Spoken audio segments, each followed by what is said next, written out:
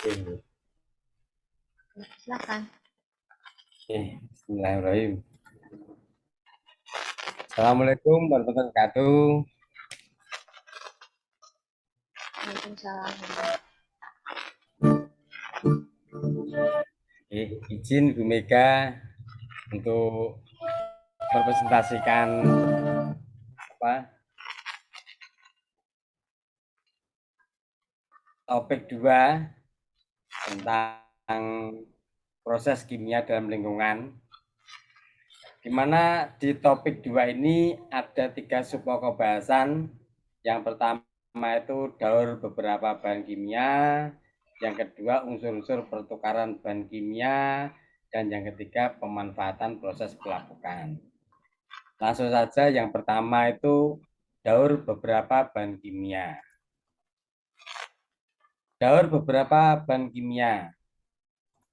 Dalam proses daur materi, bahan kimia dalam lingkup besar ini mengikut sertakan semua komponen lingkungan hidup, baik komponen biotik maupun komponen abiotik dengan energi matahari sebagai sumber energi. Nah, tampak mungkin di layar itu gambar daur materi yang berwarna biru itu menunjukkan daur oksigen, sedangkan yang berwarna merah itu menunjukkan adanya daur karbon.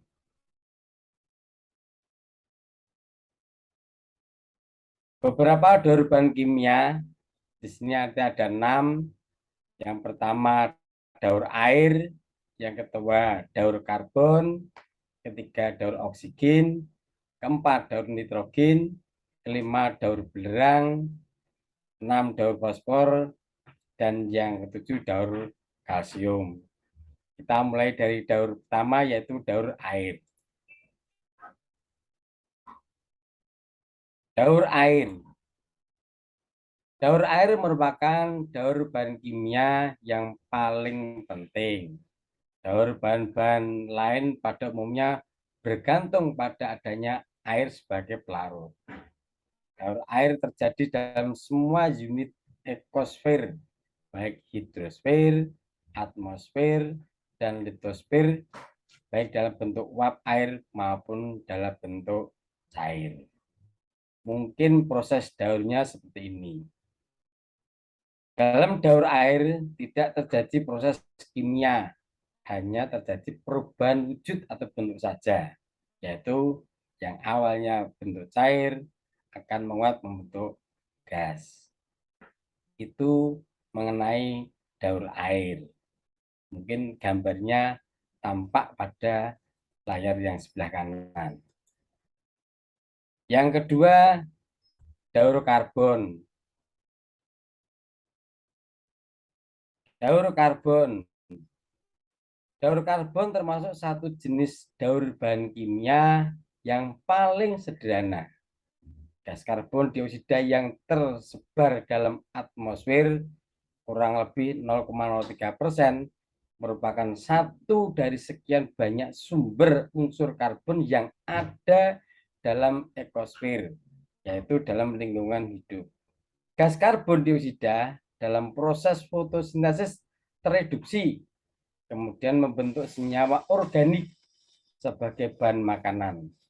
Senyawa organik dalam bentuk bahan makanan ini teroksidasi dalam proses pernafasan terurai lagi menjadi gas karbon dioksida.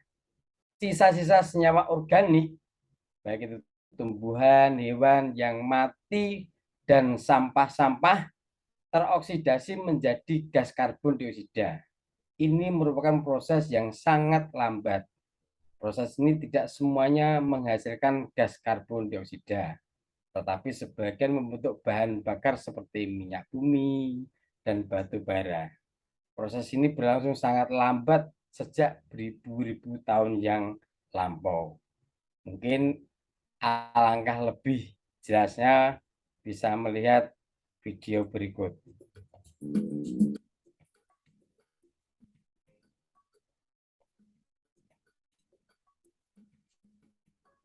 Suaranya nggak kedengeran, Pak.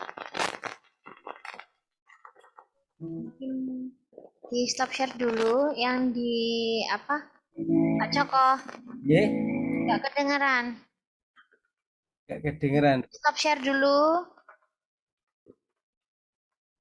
Terus tadi yang klik share screen, terus kiri bawah itu ada centang share sound kecil-kecil. Udah diklik Pak, share soundnya. Ya, Oke. udah Bu.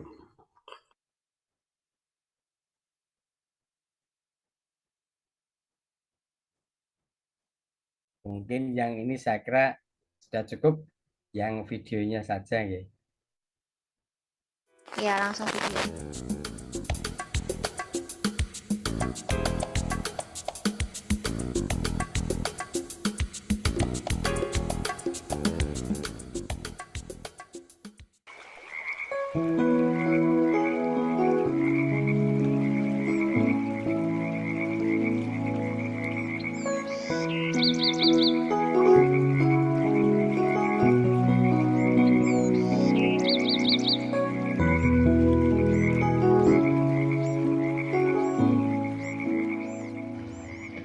Setiap makhluk hidup yang bernafas melepas senyawa karbon ke udara, yaitu karbon dioksida.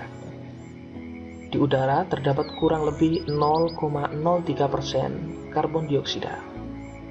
Berasal dari respirasi, aktivitas industri, erupsi gunung, bahkan dari hutan-hutan yang terbakar.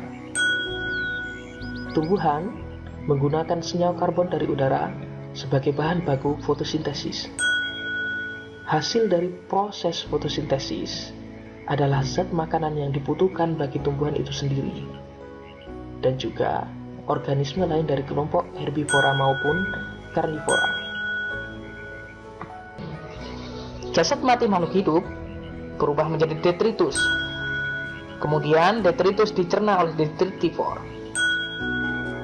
Bila jasad-jasad ini tertimbun dalam waktu yang lama, maka terbentuklah bahan bakar karbon yang bisa digunakan untuk kebutuhan industri dan pembakaran. Daur karbon juga terjadi di dalam air. Berbeda dengan di darat, karbon di air berbentuk asam karbonat, yaitu hasil ikatan karbon dioksida dan air. Asam karbonat akan terurai menjadi ion-ion bikarbonat. Ion-ion bikarbonat juga dihasilkan hewan-hewan air saat bernafas. Ion-ion inilah yang menjadi bahan baku fotosintesis bagi tumbuhan air, ganggang, dan alga. Ya, mungkin kurang lebihnya seperti itu mengenai daur karbon. Yang ketiga yaitu daur oksigen. Daur oksigen. Unsur oksigen banyak terdapat dalam atmosfer, mencapai sekitar 21%. Oksigen juga terdapat dalam air, baik sebagai oksida-oksida maupun sebagai karbonatnya. Selama proses fotosintesis tumbuhan-tumbuhan melepas gas oksigen yang kemudian digunakan oleh makhluk hidup dalam proses pernapasan dan untuk proses oksidasi senyawa-senyawa organik. Unsur oksigen yang tersebar dalam lingkungan hidup selain berbentuk gas oksigen bermacam-macam oksida dan ion karbonat, juga dalam bentuk gas ozon. Lapisan ozon terdapat di stratosfer bagian luar, berfungsi sebagai pelindung kehidupan dari gangguan radiasi ultraviolet. Untuk gambarannya daur oksigen kurang lebihnya mungkin seperti tampak pada layar sebelah kanan. Demikian untuk daur oksigen. Berikutnya daur nitrogen.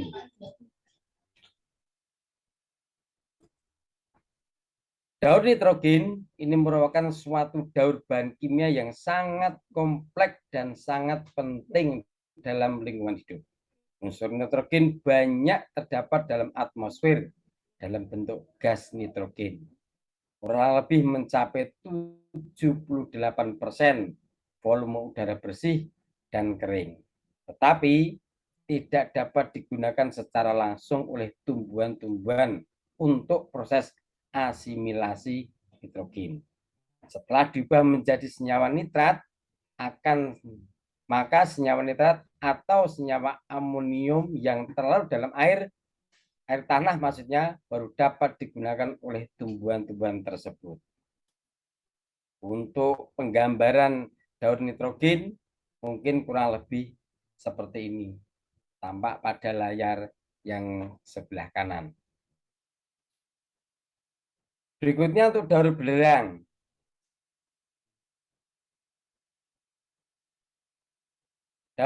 Daur belerang. Daur belerang dalam lingkungan hidup sama rumitnya dengan daur unsur nitrogen. Banyak terdapat dalam bentuk oksidanya dan bentuk sulfidanya. Unsur belerang yang diperlukan oleh tumbuhan-tumbuhan adalah dalam bentuk senyawa sulfatnya. Unsur belerang lebih banyak terdapat dalam tanah daripada dalam atmosfer. Sedangkan unsur nitrogen lebih banyak terdapat dalam atmosfer daripada yang terdapat dalam tanah. Unsur belerang yang terdapat dalam tanah diubah oleh bakteri menjadi bentuk sulfat yang larut dalam air tanah. Kemudian digunakan oleh tumbuhan-tumbuhan untuk pertumbuhannya. Gas-gas oksida belerang dan gas hidrogen sulfida yang terdapat dalam atmosfer adalah merupakan hasil pembakaran minyak bumi. Gas-gas oksida belerang dan hidrogen sulfida ini terlarut dalam air hujan menjadi senyawa sulfat yang terlarut dalam air tanah. Senyawa sulfat ini dapat berubah menjadi oksidanya kembali hanya oleh tumbuhan lumut tertentu. Maka senyawa-senyawa sulfat yang terlarut dalam air tanah diambil oleh tumbuhan-tumbuhan untuk pertumbuhannya diubah menjadi komponen protein nabati. Protein nabati dari tumbuhan-tumbuhan yang telah mati akan diubah kembali oleh bakteri menjadi belerang. Hidrogen sulfida dan oksida belerang yang terlarut dalam air tanah tersebut. Mungkin daurnya seperti tampak pada sebelah kanan. Berikutnya daun fosfor. Daun fosfor dalam lingkungan hidup relatif lebih sederhana bila dibandingkan dengan daur bahan kimia lainnya. Tetapi mempunyai peran penting sebagai pembawa energi. Daur untuk fosfor adalah daur bahan kimia yang menghasilkan endapan seperti halnya daur kalsium yang akan dibahas berikutnya. Dalam lingkungan hidup tidak dikemukakan senyawa fosfor dalam bentuk gas. Unsur fosfor yang terdapat dalam atmosfer adalah partikel-partikel padat. Mungkin siklus fosfornya seperti mungkin tampak pada gambar di sebelah kanan. Itu untuk daun fosfor. Yang terakhir yaitu daur kalsium. Daur kalsium. Daur kalsium merupakan salah satu contoh daur bahan kimia dalam bentuk endapan. Daur kalsium ini dapat terjadi dalam semua bagian atmosfer dalam bentuk partikel debu. Dalam daur bahan kimia yang berupa endapan tersebut, selain untuk kalsium juga terdapat bahan-bahan kimia lainnya meskipun dalam jumlah kecil. Karena pengaruh cuaca, batu karang, terurai, melapuk menjadi unsur-unsur pembentuknya yang berguna bagi organisme dalam tanah.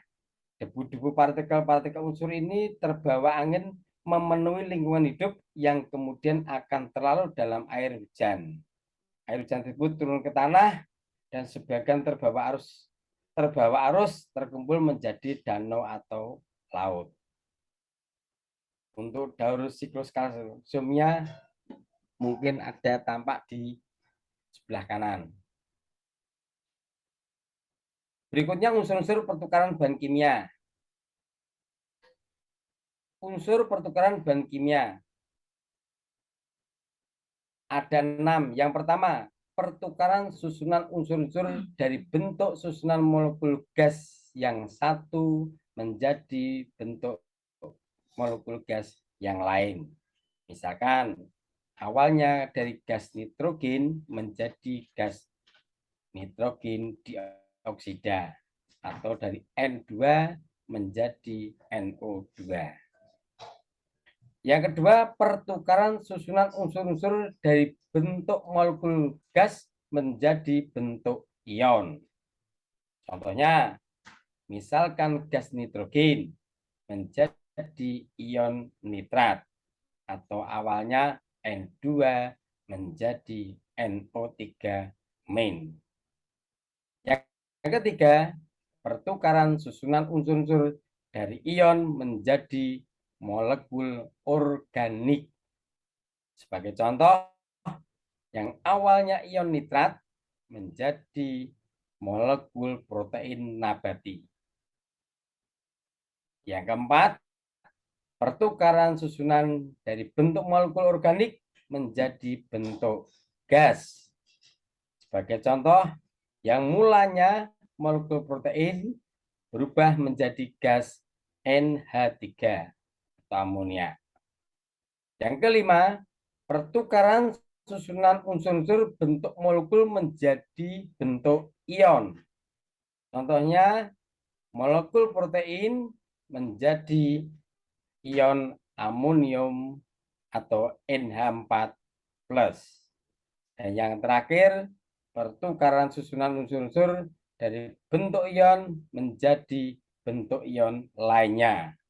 Misalkan yang awalnya ion nitrit atau NO2 menjadi ion nitrat, NO3 min. Itu gambaran untuk unsur-unsur pertukaran pada bahan kimia. Berikutnya untuk subpokok bahasan yang terakhir, yaitu pemanfaatan proses pelapukan. Pelapukan senyawa karbon oleh bakteri aerob menjadi bahan-bahan kimia atau mineral yang sangat diperlukan untuk pertumbuhan dan kehidupan tumbuhan-tumbuhan. Tanpa adanya pelapukan oleh bakteri aerob atau bakteri pengurai, maka mineral yang tersedia sangat diperlukan oleh tumbuhan-tumbuhan akan habis terpakai. Kita seyogianya berterima kasih dengan diciptakannya bakteri pengurai oleh Yang Maha Kuasa. Karena dengan adanya bakteri yang membantu kita untuk melapukkan sampah, bahan-bahan bangunan lain, atau bahan kimia yang berguna untuk kehidupan.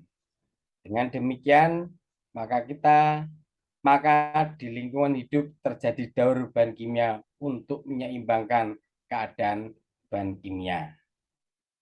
Demikian mungkin pemaparan dari saya, Bu, mengenai topik 2. Kurang lebihnya mohon maaf. Saya akhiri. Wassalamualaikum warahmatullahi wabarakatuh. Waalaikumsalam warahmatullahi wabarakatuh. Seperti biasa presentasinya memukau. Bagus sekali presentasinya. Pakai apa sih Pak ini buatnya tuh? Saya pakainya SAC, Bu. AC. SAC. SAC. Jadi ya, makanya rencana saya mungkin tesisnya juga ini. Jadi nanti bisa dibuka di HP anak gitu loh. Di anak bisa belajar. Kurang lebihnya begitulah, Bu. Buatnya lama atau enggak lama, Pak? Bentar doang. Ya, kalau yang maaf, Bu, kalau yang topiknya Ibu ini tadi malam 2 jam saya buat selesai yang ini. Karena saya baru ingat kalau saya harus presentasi gitu. Tadi malam barusan buat. Nah iya, tapi Ya. bisa ya Pak, maksudnya nggak terlalu susah kan Ya, ini buatnya? mudah, mungkin sangat mudah. Dan ya ternyata menarik sih dibanding mungkin untuk PowerPoint dari tanggapan anak-anak sih, karena kan saya selama ini sudah begini sama anak-anak. Terus nanti penilaiannya penilaian yang diferensiasi itu sesuai kemampuan anak. Karena di sini nanti juga ada game maupun permainan lain itu bisa dimasukkan. Oke. Oke. Oke, terima kasih banyak Pak Joko. Oke, Bu. Untuk konten nggak ada masalah ya Pak? Nggak ada yang mau ditanyakan kan? Oke.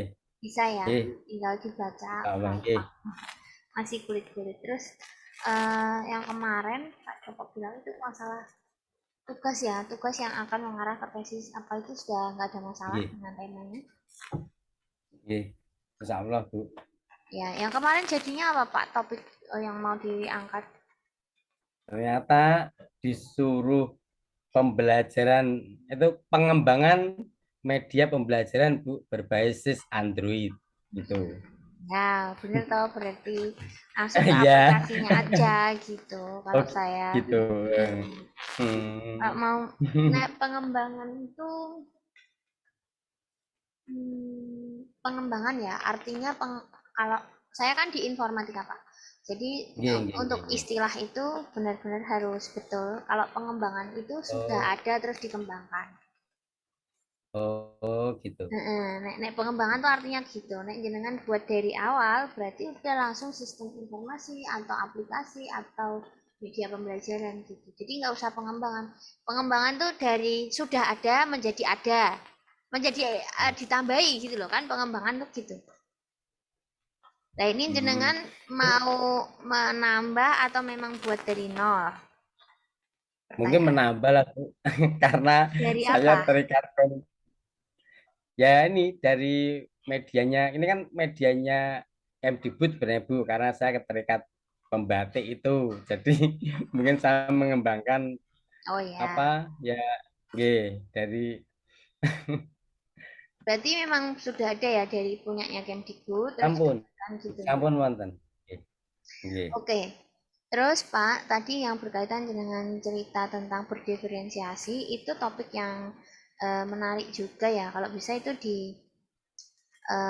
diakomodir. Artinya gini, di kurikulum Merdeka itu kan memang ada permintaan yang membedakan dia karakteristik kurikulum Merdeka itu dengan kurikulum yang sebelumnya, yaitu pembelajaran berdiferensiasi. Jangan sampai kita itu salah paham berdiferensiasi itu seperti mengkasta-kastakan yang kemarin. Berdiferensiasi itu bukan di bawah rata-rata atau dengan yang rata-rata. Yang dimaksud diferensiasi bukan itu, tapi ternyata banyak yang salah. Berdiferensiasi itu yang dimaksud membedakan minat bakat. Jadi misalkan nanti materi kimianya itu mau ambil yang apa Pak? Rencana koloid, Bu, Koloid karena ya? Ya oke. Koloid, terus media pembelajaran. Berarti ini nanti kan satu diferensiasi aja. Cuman asesmennya itu kalau bisa jangan cuma satu. Kan berdiferensiasi itu dibagi menjadi minimal 2 kelas. Lebih boleh. Jadi asesmennya itu kan macam-macam ya Pak. Asesmen diagnostik, asesmen formatif, terus sumatif ya. Nah, itu dengan kalau bisa dikumpliti instrumennya. Jadi semua asesmen sehingga nanti ada cerita gitu kenapa media pembelajarannya ini dikembangkan di konten yang ini gitu. Jadi ada latar belakangnya. Mulai dari diagnostik, formatif, dan sumatif. Kalau bisa ketiganya. Terus yang diagnostik kan ada dua tuh, kognitif, non kognitif. Nah itu kalau non kognitifnya kan nanti bisa dilihat visual, auditory atau kinestetik. Nah, itu ada Pak instrumennya. Nanti misalnya jenengan butuh saya beri juga. Kan SMA ya? Tapi jujur, Bu, jujur ini. Pertama, kebetulan saya ngajar kelas 11. Maka kan saya nggak ngajar kelas 10 sih, Bu. Dan sekolah saya ini kebetulan baru tahun ini IKM mungkin implementasi yang kurikulum Merdeka. Saya mungkin nggak terlibat. Kalau saya ngajar kelas 11, jujur saya nol. Bahkan saya Nggak kadang-kadang apa-apa. nyuwun sewu nggih. Kadang saya kok mikir, mohon maaf, kadang di sekolah teman-teman kok asumsi kau kadang beda dengan informasi, nggak tahu nggak, kadang ada loh kok beda janjian ini. Jadi kayak saya kadang bikin sendiri. Satu ya karena tuh saya ngajar kelas 11, kadang Ya beda Kelas sih 11 teman-teman itu yang proyek itu kena IKM nggak, Pak? Yang kena IKM kelas boten berapa? kelas 10 Bu.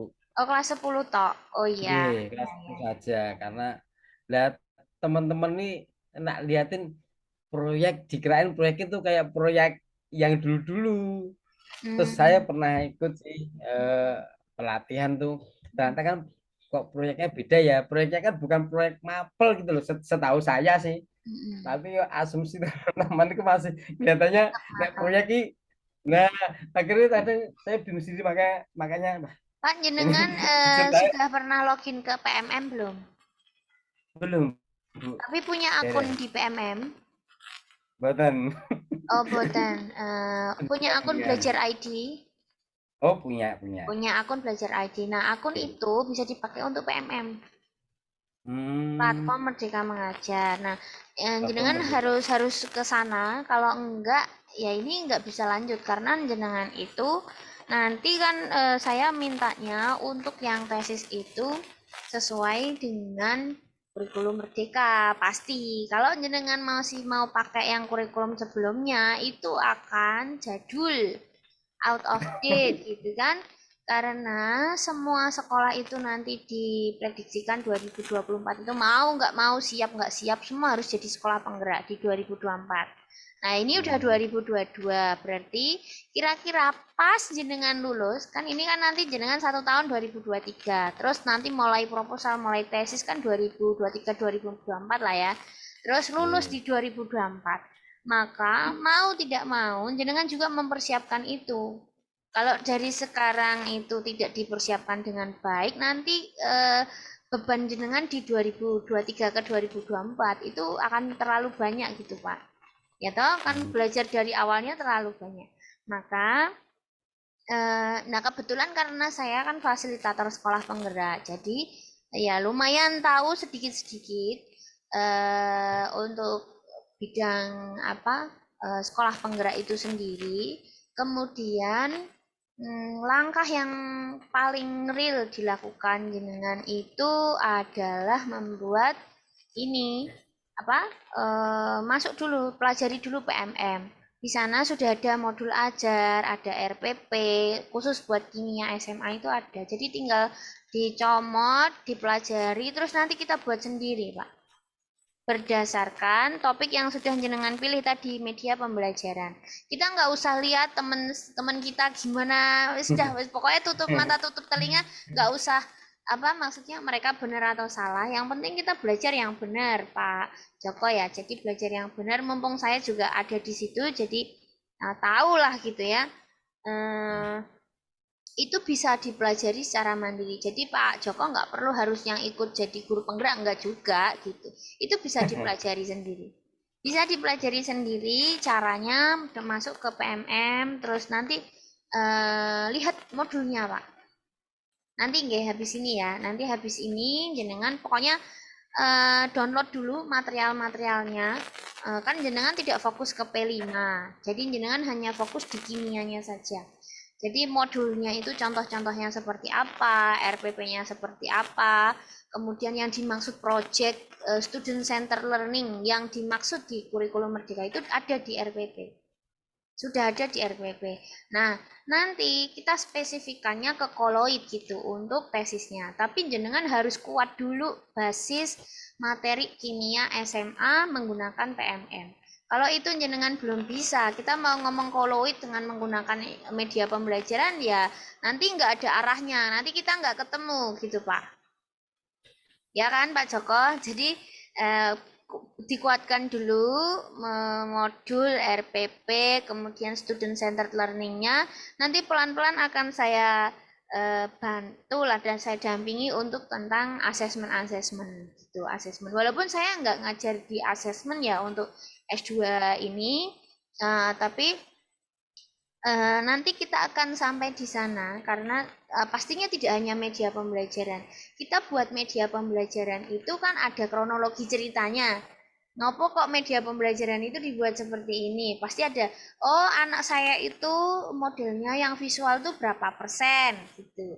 Oh yang kinestetik berapa persen gitu. Terus problemnya misalkan yang tahun ini itu kognitifnya itu seperti ini loh gitu.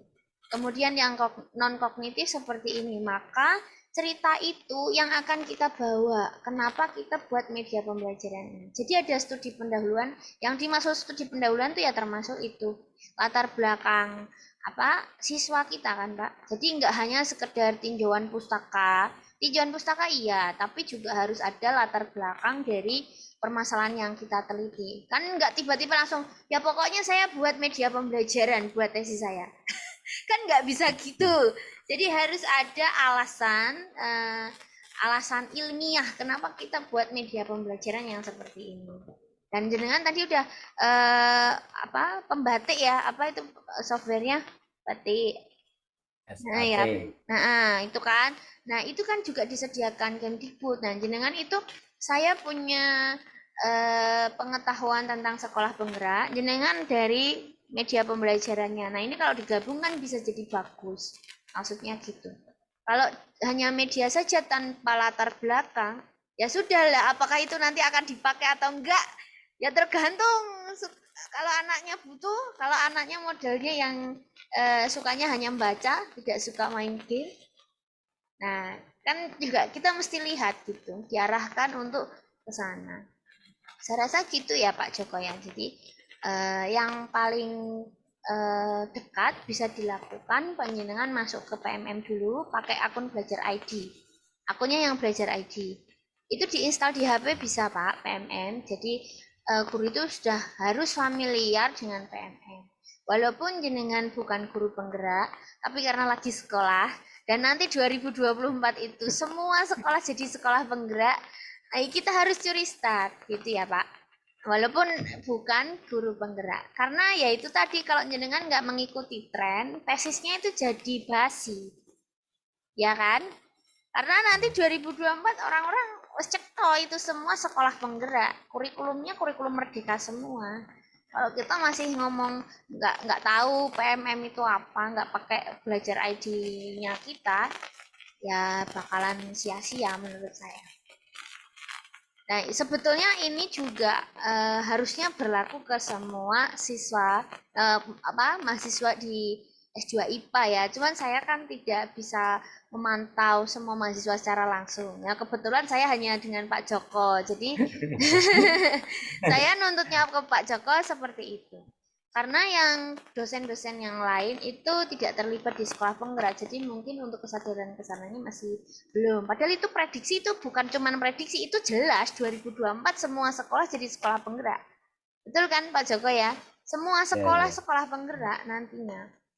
Nah, angkatan Bapak itu kalau nggak ngikuti kurikulum merdeka ya nggak laku nanti itu tesisnya. Ya kan? Mumpung masih awal, mumpung masih lagi trending topik ya di semua sekolah ngomong ke sekolah penggerak, maka kesempatan bagus buat jenengan belajar juga. Gitu Pak, mungkin yang arahannya. Ini pokoknya sudah disiapkan dulu mental, hati, pikiran tuh. Pokoknya nanti habis ini belajar sekolah penggerak, walaupun bukan guru penggerak, supaya nanti basis jenengan untuk melangkah di nulis tesis itu kuat. Tahun ini saya juga nulis banyak Pak untuk yang sekolah penggerak, organisasi penggerak, terus kurikulum merdeka, P5 itu saya nulis banyak. Ada 7 atau 8 artikel. Nanti kalau sudah terbit, tapi itu semua bahasa Inggris. Tulisannya bahasa Inggris. Ini Pak, kesempatan bagus ya, karena materi kurikulum merdeka sekolah penggerak itu hanya ada di Indonesia. Maka referensi bahasa Inggris itu saya rasa sangat penting untuk dijadikan acuan gitu. Karena di luar negeri kalau kita lihat Google Scholar itu ya, nggak ada yang membahas tentang itu karena baru sekali. Maka chance untuk membuat jurnal itu sangat tinggi. Nah, nanti misalkan dengan itu ya ada tugas membuat artikel atau studi pendahuluan, Pak Joko juga tetap harus ini ya diskusi sama saya supaya nanti saya arahkan gimana caranya nanti bisa masuk ke jurnal yang bagus atau bisa ikut seminar Ya dengan itu tadi kurikulum merdekanya tuh harus nampak, sekolah penggeraknya harus nampak. Walaupun mungkin dengan dosen pengampunya tidak diminta, ya kan? Walaupun tidak diminta, tapi jenengan sudah harus mempersiapkan. Jadi nanti kurikulum merdeka harus keluar terus ya Pak, di setiap penugasan-penugasan jenengan. Kurikulum merdeka harus keluar, terus media pembelajaran juga harus keluar. Maka di tesis yang nanti kita planning di 2023 itu udah linear sekali. Ada sekolah penggerak, ada kurikulum merdeka, juga ada media pembelajaran. Pokoknya jenengan harus pegang itu terus. Masalah koloid nanti, koloid itu bisa belakangan, tapi kurikulum merdeka sama media pembelajaran harus ada terus di setiap penugasan-penugasan itu. Jadi nanti 1-2 tahun akan sangat matang sekali pemahaman untuk yang tadi itu kurikulum merdeka sama media pembelajaran. Kalau materi boleh random, mau materi koloid atau yang lain itu hanya satu dari sekian banyak objek ya Pak ya. Tapi tema besarnya tetap media pembelajaran dan kurikulum merdeka. Ya Pak Joko ya. Mana kira-kira? Karena ya tadi, karena saya kebetulan saat ini ngajar kelas 11, kan berakhirnya ya tahun depan bulan Juni. Misalkan yang saya ampu ini mungkin kan belum IKM, nanti kalau tesis saya anaknya saya perlakukan IKM tidak masalah gitu. Loh, sebentar. Ini Untuk kan asesmen. ya kan dengan kan prediksi tesis itu 2023 kan. Anak-anak yang kelas Ya, 10 sekarang kelas 10 naik kelas 11 toh, Pak. Otomatis IKM-nya kan lanjut, bukan cuma di kelas 10 terus ganti normal kan enggak. Ya enggak? saya saat ini ngajar kelas 11. Nah, kelas 11 kan nanti kelas 12 ya. Jenengan kan tetap di kelas 11. Yang sekarang di kelas 10 kan IKM tuh. Terus dia naik Yes, kelas ke kelas 11. yes, Masa dia akan kembali yes. ke kurikulum normal? Maksudnya saya saat ini ngajar kelas 11. Biasanya nanti tahun ajaran berikutnya saya ngikuti anak itu. Oh Biasanya loh dari gitu. kurikulumnya. Iya. Terus kemungkinan saya ngambil datanya kan tahun besok karena kan berakhirnya tahun ajaran kan Juni itu. Mm-mm. Mungkin ngambilnya Koloid kelas berapa, sampel Pak? sebelum kelas Koloid kelas 11. 11. Jadi telat berarti. Kalau jenengan besok ngikuti kelas 12 Nah, berarti materinya jangan koloid. Iya oh, enggak? iya, iya, Kan iya, tesisnya di iya, iya, iya. 2023. Anak nanti kan naik ke kelas 12. Otomatis kalau jenengan nyiapkan koloid kan untuk yang tahun sekarang. Iya, Ya iya, toh? iya, iya. Berarti Itu harus biasanya ngambilnya data biasanya bulan apa Ibu? Di semester 3 atau awal di iya semester 3 ke 4 Pak. 3 ke 4. Jadi akhir tahun 2023 atau awal tahun 2024. Biasanya gitu. oh gitu. Oke, Iya, jadi iya, iya, jenengan iya. strateginya harus yang cerdas karena yang angkatan kemarin kan saya nggak tahu ya Pak kurikulum di sekolah terus terang saya nggak tahu. Ya, Kalau iya. jenengan cerita gini kan saya jadi mengingatkan jangan sampai Iya, materinya iya. koloid padahal jenengan ngajar di kelas 12 gitu. Nggak ada kan nanti. Hmm. Tapi saya pikir itu ngambilnya data tuh sebelum tahun ajaran ini habis gitu. Tak pikir Ya nggak tadi masih apa-apa semester kalau 3 maksud memang saya. jenengan siap dengan instrumennya cepat, berarti bisa langsung diterapkan. Tapi problemnya Hmm. biasanya awal tahun itu baru koreksi instrumen dulu sama pembimbing satu, pembimbing Oh, dua, dan iya, itu kan iya, butuh iya. waktu, Pak. Ketemu Ya, mbak iya, iya, dosennya iya. kan nggak bisa sekali jalan selesai gitu ya. Iya, iya, Jadi iya. Iya. biasanya dia masuk ke kelas itu eh, di bulan-bulan ya November, Desember, Januari Oh, sekitar gitu. itu. Ya. Setelah itu baru nulis, nulis bla bla bla bla sampai maksimal bulan Juni Juli lah, Juni Juli Hmm. gitu. Maka baiknya jenengan juga planningnya materinya berarti diubah ya Pak. Nanti ikut Oh, iya, materi iya, iya. di kelas 12 Iya, kalau memang jenengan pindah iya, gitu. iya. Oke, kan kurikulum merdeka itu tetap ada intrakurikuler, betul ya Pak? Ya, ada intrakurikuler. Misalkan taruh kata intrakurikulernya yang kimia. Nah, yang kimia ini coba mungkin mulai sekarang jenengan pakai tadi ambil modul, ambil RPP yang dari PMM dulu buat kelas 12. Berarti jangan buat yang kelas 11 sekalian. Jadi kita pelajari yang kelas 12. Materinya seperti apa, asesmennya kayak apa, RPP-nya kayak apa, supaya kita bisa siapkan jauh-jauh hari. Kalau kita ngambil yang kelas 11 ya nggak akan kepake lagi. Ya kan? Nah, kalau sudah kita pelajari, nanti kita ambil Pak kearifan lokalnya apa, terus project based learning yang dimaksud di situ seperti apa. Plus jangan lupa karena prodi kita pencirinya adalah sustainable apa ESG. Nah, ESG itu ya. Jadi itu dikombinasikan supaya masuk ke kurikulum merdeka juga masuk ke kebutuhan prodi gitu, penciri prodi ada ISD-nya. Permasalahan angkatan yang sudah-sudah, ISD itu hanya sekedar kata-kata, tidak terlihat di proses pembelajaran, tidak kelihatan di modul juga nggak kelihatan. Maka kita siapkan jauh-jauh hari betul, mumpung sekarang lagi seneng-senengi urusan PMM, akun belajar. Kalau nggak pernah join nanti akunnya di nonaktifkan loh Pak, beneran ini. Kemarin saya diwanti-wanti karena angka pengguna belajar ID dan PMM tuh masih sedikit gitu. Karena mungkin teman-teman itu ngerasa lah, aku kan orang sekolah penggerak, aku bukan guru penggerak, maka nggak pernah pakai. Padahal itu penting sekarang. Membiasakan diri menggunakan PMM, belajar ID, itu nantinya kan semua guru diminta untuk membuat sendiri modul ajarnya, terus diunggah ke PMM. Nanti semua sekolah diminta gitu, berbasis kearifan lokal, berbasis kebutuhan anak, terus yaitu berbasis kebutuhan anak itu kan dasarnya dari asesmen diagnostik, kognitif, non kognitif, terus ada formatif, ada yang sumatif. Jadi itu semua tidak boleh lepas gitu. Jadi kita pahami dulu satu-satu, walaupun jenengan bukan guru penggerak atau sekolah penggerak, tapi jenengan harus tahu metode itu supaya nanti lancar nulisnya. Oke, jadi tidak hanya fokus di medianya saja ya Pak.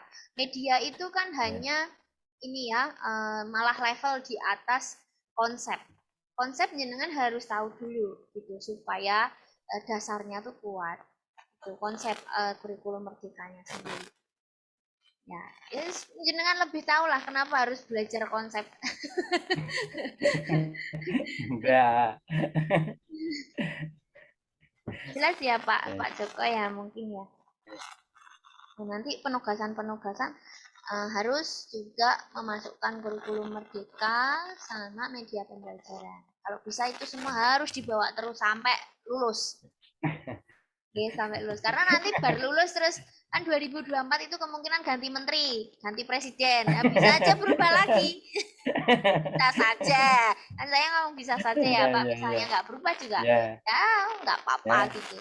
Misalnya berubah, ya itu perkara lain gitu. Tapi sementara kita masih di sampai 2024, prediksi kita dengan lulus, berarti ikuti tren. Itu saran saya. Kalau enggak ya enggak akan dibaca sama orang hasil karya kita. Gitu, karena udah jadul atau enggak kekinian. Ya ini enak karena jenengan di tahun 2022 ini sudah jelas prediksi itu sudah bukan hanya sekedar prediksi, tapi memang agenda pemerintah memang seperti itu. Nah, kalau yang kemarin, angkatan kemarin, mereka nggak tahu Pak ada prediksi ganti kurikulum kan nggak tahu, tidak kelihatan sebelumnya. Tapi kalau ini udah jelas, wes pasti. Nek kemarin kita nggak bisa menyalahkan ke mahasiswa karena memang kita semua nggak tahu dan planning mengambil data, planning buat instrumen, planning tesis itu kan nggak hanya sehari 2 hari mereka mempersiapkan kan 2 tahun toh dipersiapkannya. Nah kalau suruh tiba-tiba ganti tema otomatis akan kesulitan. Tapi jenengan ini udah jelas sesuk pakai ini gitu, ya kan? Oke, Ya. yang mau ditanyakan nggak Pak? Sebelum selesai.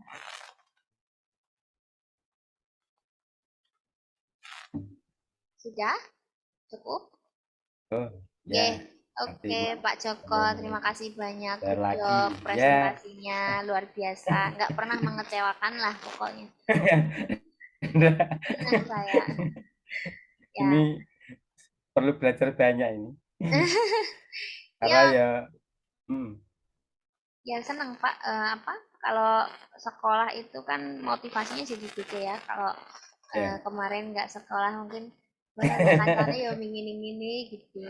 Tapi kalau sekolah kan terus Ya, jenengan ketemu saya, ketemu dosen yang lain. ya. Oh, tambah iki masih banyak. Ya itu memang wajar dan harus seperti itu. Ya. Oke, Pak Joko, terima kasih Ya, banyak untuk semuanya. sama-sama Bu. Saya akhiri Ya, ya pertemuan kita hari eh, ini. Assalamualaikum warahmatullahi wabarakatuh. Terima kasih dulu. Waalaikumsalam warahmatullahi wabarakatuh.